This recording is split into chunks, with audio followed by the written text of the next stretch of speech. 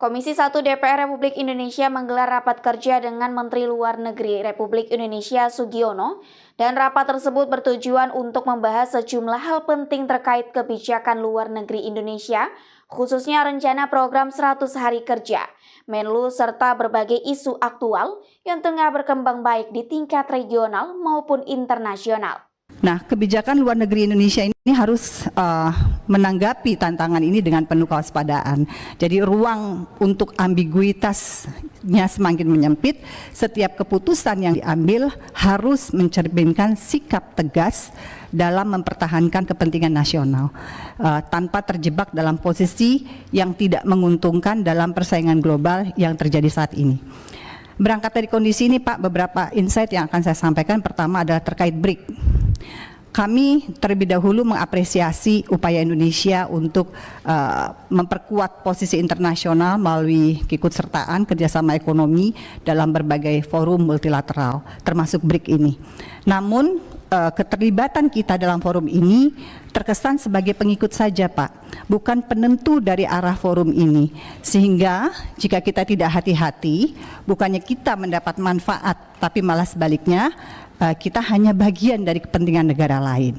Dan dalam forum BRICS, kepala negara kita diwakilkan oleh utusan khusus. Ini semua akan ditangkap oleh berbagai pihak seberapa seriusnya kita ingin menjadi bagian dari forum ini. Sementara mereka yang berseberangan dengan blok ini tentu sudah mengidentifikasi posisi politik kita dalam konteks internasional.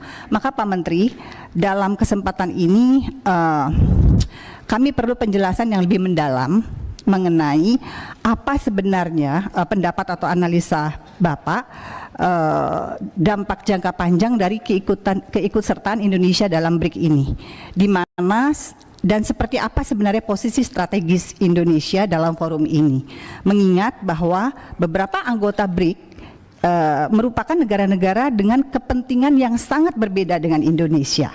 Ya, kami khawatir, Pak, jika kita terjebak dalam aliansi atau blok yang bisa mempengaruhi posisi kita di internasional.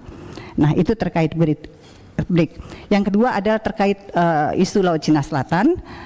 Isu LCS ini adalah salah satu titik yang paling sensitif dalam hubungan Indonesia, khususnya dengan negara-negara ASEAN, ya, dan kekuatan besar seperti Cina. Kami mencatat, Pak, adanya kebingungan di publik mengenai posisi Indonesia terkait klaim teritorial Cina yang merugikan negara-negara ASEAN, termasuk kita Indonesia. Apalagi beberapa waktu lalu pernyataan bersama antara Indonesia dan Cina dianggap ambigu, Pak, dari posisi Indonesia terkait Laut Cina Selatan ini, gitu. Ada dugaan yang mengacu pada pernyataan bersama bahwa Indonesia telah mengubah sikap dengan mengakui klaim Cina. Padahal Kementerian Luar Negeri sudah mengklarifikasi dan membuat pernyataan bahwa tidak ada pengakuan tersebut. Namun pernyataan itu menimbulkan kegelisahan kegelisahan di kawasan. Kami menilai situasi ini, Pak Menteri, perlu segera ditangani. Jangan sampai kita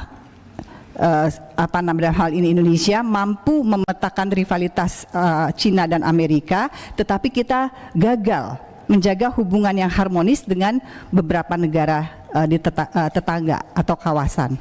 Pemirsa, ikuti terus berita menarik dan terupdate lainnya dengan cara like dan share di seluruh akun BI TV. Saya Putri Purwitasari pamit undur diri dari hadapan Anda. Terima kasih dan sampai jumpa.